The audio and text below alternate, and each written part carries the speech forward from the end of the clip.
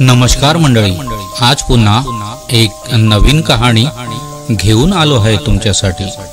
हा व्हिडिओ शेवटपर्यंत बघा आणि आवडल्यास चॅनलला सबस्क्राइब आणि लाईक, कमेंट, शेअर करायला विसरू नका।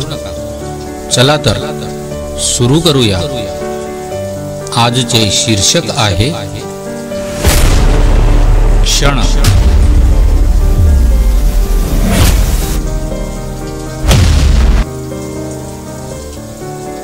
एका गावातल्या शाळेच्या प्रांगणात निंबाच्या हिरव्या झाडाखाली एक शिक्षक आपल्या वर्गातल्या मुलांना घेऊन बसले होते, कारण उन्हाळ्याचे दिवस होते।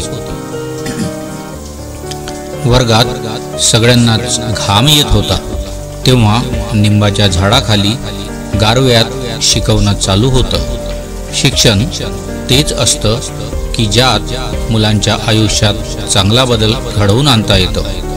त्या शाळेतल्या एका भिंतीवर लिहिलं होतं की जीवन जगण्याची कला ही सगळ्या कलांमध्ये मोठी कला आहे।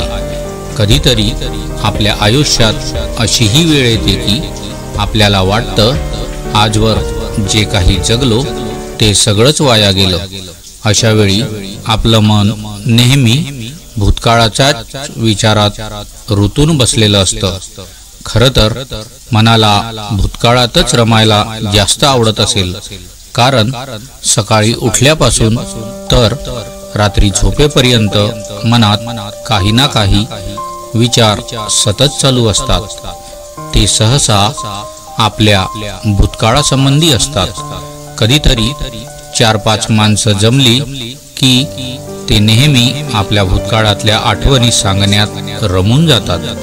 कधीतरी कोणी भविष्याविषयी बोललं तर माझं कसं होईल, त्याचं कसं होईल, या जगाचं कसं होईल, अशीच काहीतरी चिंता वाहत असतो, कारण भविष्यात आपल्याला माहिती नसतं। तसंच ते जाणून घेण्याचं कोणतंही साधन आजवर उपलब्ध झालं नाही। खरं तर त्याची गरजच नाही, कारण शिक्षक वर्गातल्या मुलांना शिकवित होते।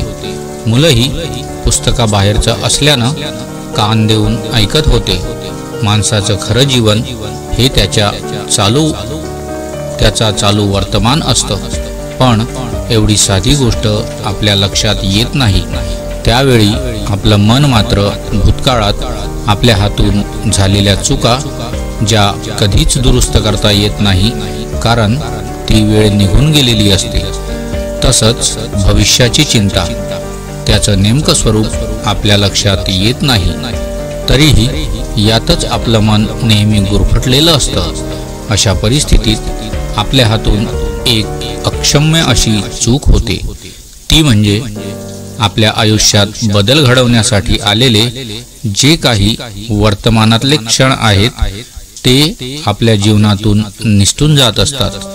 ते कधीच परत येणारे नसतात आणि गंमत अशी की आपल्याला त्याची जाणीवही नसते।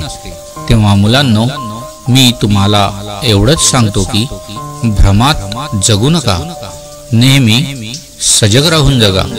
वर्तमानातले जे काही क्षण आहेत ते चांगल्या प्रकारे कसे उपयोगात आणून त्यात चांगली कामं करून आपलं जीवन कसं आनंदी बनवता येईल यावर लक्ष केंद्रित करा। म्हणजे तुमचा भूतकाळ आणि भविष्य दोन्ही उज्ज्वल होतील। कारण माणसाचं जीवन हे भूतकाळ, वर्तमानकाळ आणि भविष्यकाळ असं ठोकळेबाज नसून तो सतत वाहणारा प्रवाह आहे। थोड्या वेळानंतर शाळा सुटल्याची घंटा वाजली। मंडळी, कहाणी तुम्हाला नक्कीच आवडली असेल याची मला खात्री आहे। चला तर स्टोरीवाला भद्रावतीकर नितीन या चॅनलला सबस्क्राइब करा आणि आपले अभिप्राय कॉमेंट बॉक्समध्ये कॉमेंट करायला विसरू नका। भेटूया पुढील कहाणीमध्ये। तोपर्यंत जय हिंद, वंदे मातरम, भारत माता की जय।